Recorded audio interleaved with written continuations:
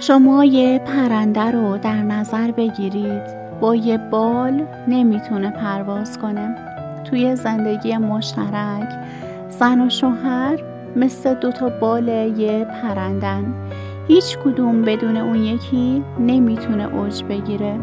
عشقی که میونه اونها هست نه فقط یک احساس، بلکه نیروییه که اونها رو توی سختی ها، توی شادی ها، تصمیم گیری ها و رویاها به هم پیوند میده. زن به محبت، امنیت و همراهی شوهرش نیاز داره. شوهر به آرامش، درک و حمایت زن احتیاج داره. این نیازها نشونه ضعف نیستن، بلکه جلوه‌ای از انسان بودن هستن. اونها با هم رشد میکنن، با هم میسازن و با هم معنا پیدا میکنن.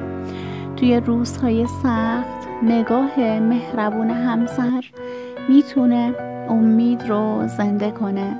توی لحظات خوشی خنده های مشترکشون شیرینی زندگی رو دوچندان میکنه. اگر زن و شوهر دست در دست هم داشته باشن، هیچ طوفانی نمیتونه خونه دل اونها رو ویران کنه.